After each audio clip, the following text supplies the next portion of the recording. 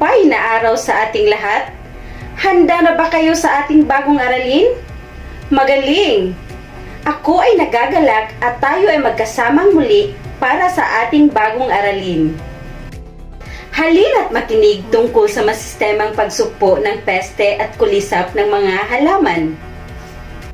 Ihanda ang iyong sanayang papel at ballpen para sa aralin na ito. Mga bata, narito ang mga larawan ng mga kulisap na naninira sa ating mga halaman at ang mga paraan sa pagpuksa nito. Narito ang ilang kulisap na naninira sa mga halaman at paraan ng pagpuksa. Una, ang armored scale. Panatilihing malinis ang kapaligiran at linisin lagi ang mga dahon at puno ng halaman. Maaaring gumamit ng pamatay kulisap tulad ng parathion. Ang ganitong uri ng peste ay mapaminsala sa mga punong kahoy. Pangalawa ay ang ring borer. Kailangan gumamit ng panghuling ilaw upang mahuli at mapuksa ang mga gamo-gamo. Linisin lagi ang paligid ng mga halaman. Alisin ang mga dahong tuyo na at bahaging may sakit at sunugin ito. Maaaring gumamit ng pamatay kulisap tulad ng methyl parathion. Pangatlo ay ang melon aphid. Naninirahan ang kulisap na ito sa ilalim ng mga dahon na nagiging sanhi ng pagkakulot ng mga ito. Sa ilalim nito ay nagbabalot ang kutong may malalambot ang katawan na sumisira sa mga dahon ng halaman. Ang mga kuto ay mapupuksa sa pamamagitan ng pagwiwisik ng endrin, malathion at serine. Ang pang-apat ay ang plant hoppers. Gumagapang ang mga ito sa mga damuhan at nangingitlog sa malagong tanim. Pinupuksa ito tuwing tag-araw sa pamamagitan ng paggamit ng sprayer na may lamang pesticides. Ang panglima ay ang leaf rollers.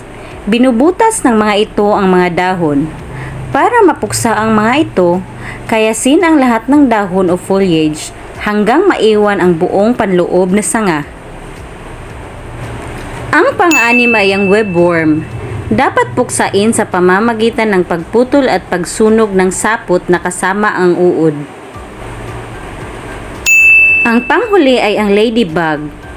Ang mga dahon na may ganitong insekto ay nagkukulay balat at nalagas.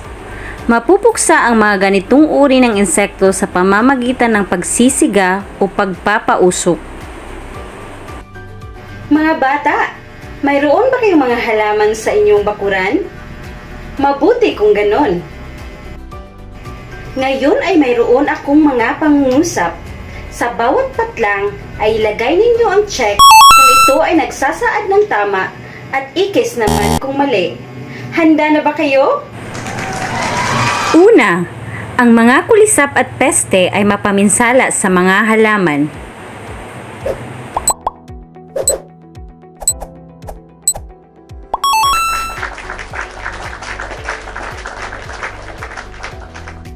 Pangalawa, gumamit ng organikong fertilizer o pangpuksain ang mga kulisap sa mga halaman.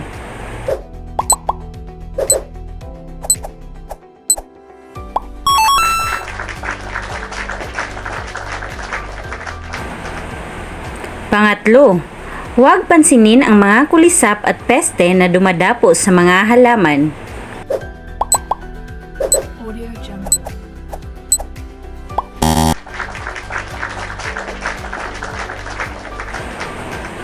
Pang-apat, gumamit ng organikong pataba sa mga halaman.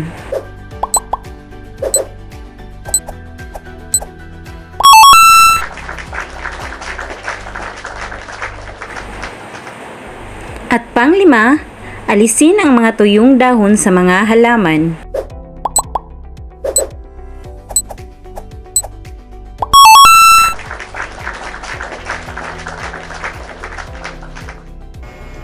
Mahusay mga bata! Ngayon naman ay mayroon ako ditong mga paraan sa paggawa ng mga organikong pataba na pamuksa sa mga peste at kulisap ng mga halaman. Pumili ng isang paraan na iyong nagustuhan at gawin ito.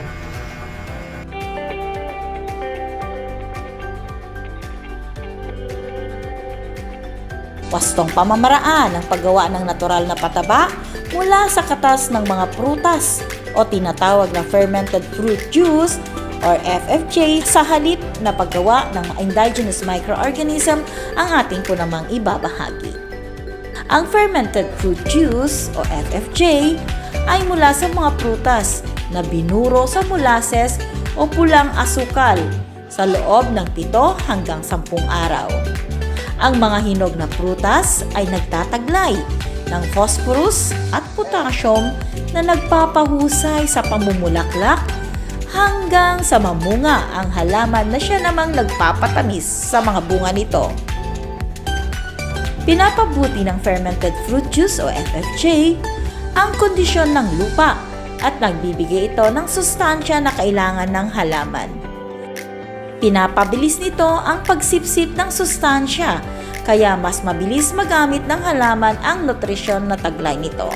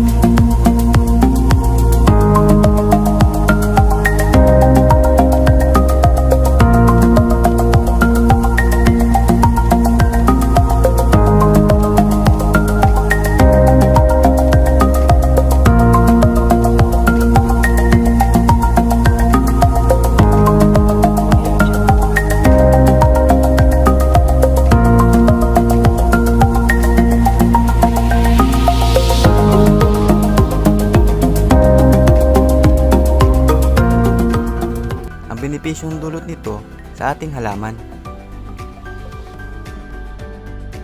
Ano nga ba ang fish amino acid? Fish amino acid ay isang natural fertilizer na galing sa katas ng binurong isda. Ang karaniwang ginagamit dito ay ang mga parte ng isda na tinatapon lang, tulad ng hasang at bituka. Ito ay may iba't ibang klase ng amino acid na kailangan sa paglago ng mga dahon at sanga. Fish amino acid ay may mataas na antas ng nitrogen. Ang nitrogen ay isang napakahalagang component ng amino acid. Ito ay ang building blocks ng protein sa mga halaman. Kapag nagkulang naman sa nitrogen ang ating mga halaman, ay nagiging dahilan ito ng paninilaw ng mga dahon at bumabagal ang paglaki. Ang fish amino acid ay mayroon ding calcium na may malaking papel sa overall growth ng halaman. Tinutulungan itong palaguin at paramihin ang mga bulaklak at bunga. Kapag nagkulang naman sa calcium ang ating mga halaman, ay magiging dahilan ito ng pagkulot ng mga dahon, pagkalaglag ng mga bulaklak na magiging sanhi ng kakaunting bunga at pagkakaroon ng blossom end rot. Ito yung nabubulok ang ibabang parte ng bunga tulad sa sili at kamatis. Ang fish amino acid ay hindi lang ito isang epektibong natural fertilizer. Nakakatulong rin itong itaboy ang mga peste na maaaring makasira sa ating halaman. Ang isa pang kagandahan nito ay meron itong iba't ibang klase ng beneficial microorganism na tumutulong pagandahin ang lupa at palakasin ang resistensya laban sa mga sakit at peste na maaaring makaapekto sa paglaki ng ating mga halaman. Mga bata, gusto niyo bang makarinig ng kwento sa isang pamilya na mahilig sa pagtatanim? Ang pamilya Villanueva ay mahilig sa pagtatanim ng mga halaman. Ang bawat isa ay may kani-kanilang gawain sa paghahalaman. Si Bunso ang nag-aalis ng mga tuyong dahon sa mga halaman. Si Marilyn naman ang nagdidilig sa mga pananim. Si Rodel ang nagbubungkal sa paligid ng halaman at naglalagay ng bakod. Ang kanilang ina ang siyang nagpapausok sa mga tanim upang ang mga ito ay mamulaklak at maitaboy ang mga insekto, habang ang kanilang ama ay ang tagapagbomba ng gamot sa halaman. Isang araw sa di inaasahang pagkakataon, ang kanilang halaman ay dinapuan ng mga peste at mga kulisap. Ang mga kulisap ay ang armored scale, ring borer, melon aphid, plant hoppers, leaf rulers, webworm, at ladybug. Ang bawat isa ay nabahala sa mga peste at kulisap. Ito ay agaran nilang sinolusyonan. Sila ay muling nagtulong-tulong sa pagsugpo ng mga peste at kulisap. Ginawa nila ang kani-kanilang mga tungkulin at inisip ang masistemang pamamaraan sa pagsugpo ng peste at kulisap sa mga halaman. Isa sa mga pamamaraan ay ang paghahalo ng dinurog na sili o katas ng dahon ng neem tree sa tubig na pandilig. Pagpapausok sa mga puno at halaman gamit ang mga tuyong dahon o damo at gumagamit ng mga organikong pataba. Dahil sa kanilang pagtutulungan, naging matagumpay ang pamilya Villanueva sa pagpuksa ng mga insekto. Tuluyan ng naging produktibo ang kanilang mga halaman. Naging masaya ang lahat. Ngayong narinig din na ang mga kwento, may mga tanong ako. Ano ang pinagkakaabalahan ng pamilya Villanueva? Tama! Ang bawat isa ay abala sa kani-kanilang gawain sa paghahalaman. Ano ang naging suliranin nila sa kanilang mga pananim? Mahusay! Dinapuan ng mga peste at kulisap ang kanilang mga pananim. Paano nila nasugpo ang mga peste at kulisap sa mga halaman? Tama! Ginawa nila ang kani-kanilang mga tungkulin at inisip nila ang masistemang pamamaraan sa pagsugpo ng peste at kulisap sa mga halaman. Narito naman ang mga masistemang pagsugpo sa mga peste o kulisap ng mga halaman sa organikong paraan. Una ay ang paghahalo ng dinurog na sili at katas ng dahon ng neem tree sa tubig na pandilig. Ikalawa ay ang pagpapausok sa mga puno at halaman gamit ang mga tuyong dahon o damo. Tiyaking usok lamang ang lalabas. Pangatlo ay alisin kaagad ang mga kulisap na sumisira o kumakain sa mga dahon ng mga halaman. Ngayon naman ay mayroon akong kahon. Sa loob ng kahon ay mga kulisap. Piliin ang tamang sagot at isulat ito sa patlang. Pag narinig ninyo ang ganitong tunog, ibig sabihin tama ang inyong sagot. At pag narinig ninyo ang ganitong tunog, ibig sabihin mali ang inyong sagot. Handa na ba kayo? Tara, simulan na natin! Una, panatilihing malinis ang kapaligiran at linisin lagi ang mga dahon at puno ng halaman. Maaaring gumamit ng pamatay kulisap tulad ng parathion. Ang ganitong uri ng peste ay mapaminsala sa mga punong kahoy.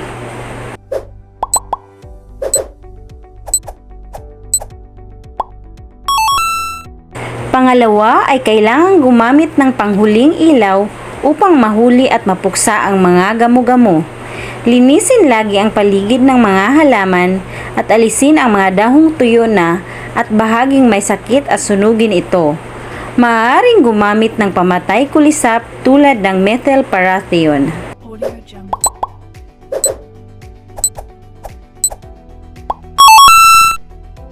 Pangatlo ay naninirahan ang kulisap na ito sa ilalim ng mga dahon na nagiging sanhi ng pagkakulot ng mga ito.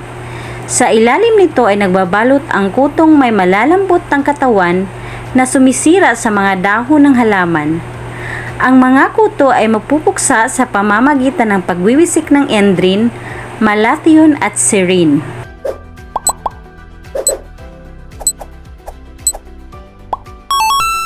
Pang-apat ay gumagapang ang mga ito sa mga damuhan at nangingitlog sa malagong tanim. Pinupuksa ito tuwing tag-araw sa pamamagitan ng paggamit ng sprayer na may lamang pesticides.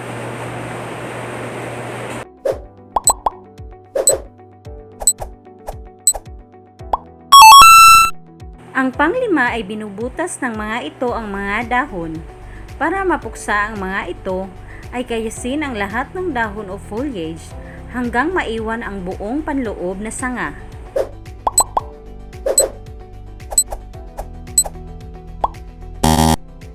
Mga bata, Mayroon ako ditong mga larawan. Gusto kong ipakita ninyo ang masayang muka kung ito ay hindi nakapipinsala sa mga halaman at malungkot naman ang muka kung ito ay nakapipinsala. Unang larawan.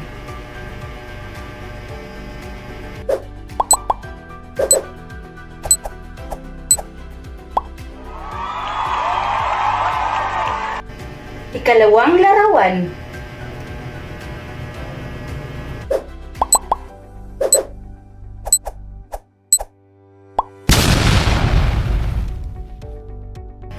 Ikatlong larawan.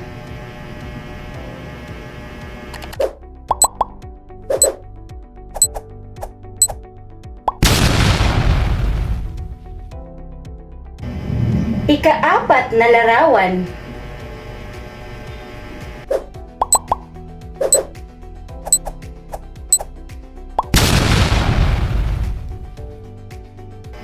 Ikalimang larawan.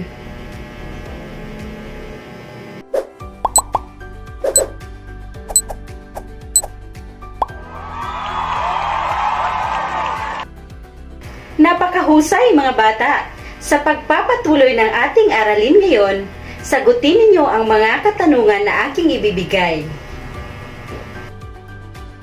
Bakit mahalagang magkaroon ng kaalaman sa pagsugpo sa mga peste at kulisap? Mahusay!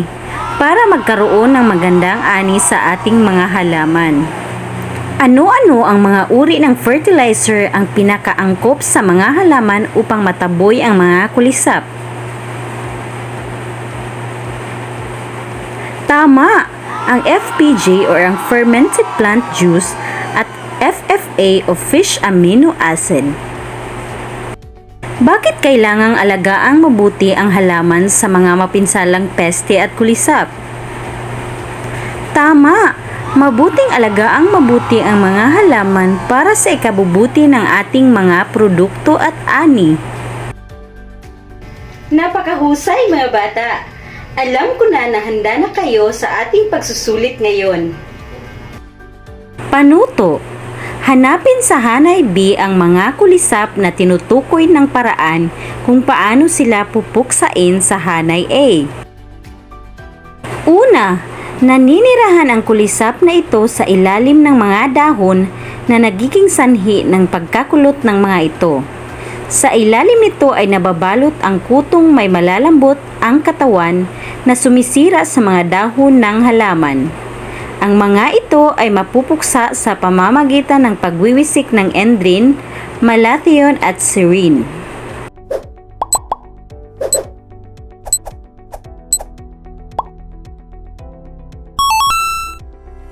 Pangalawa, kailangan gumamit ng panghuling ilaw upang mahuli at mapuksa ang mga ito. Linisin lagi ang paligid ng halaman, alisin ang dahong tuyo na at bahaging may sakit at sunugin. Maaaring gumamit ng pamatay kulisap tulad ng methyl parathion.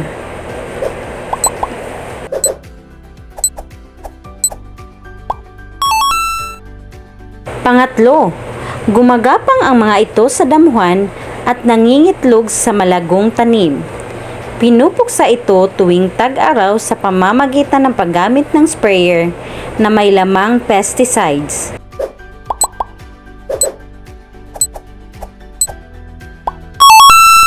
Pang-apat, ang mga dahon na may ganitong insekto ay nagkukulay balat at nalalagas. Mapupuksa ang ganitong uri ng insekto sa pamamagitan ng pagsisiga o pagpapausok.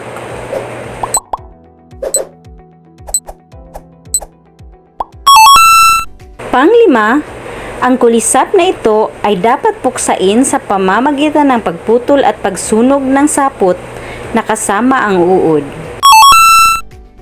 Maraming salamat sa inyong kooperasyon. Masaya ako dahil may natutunan na naman kayo sa talakayan natin ngayon. Hanggang sa muli! Paalam!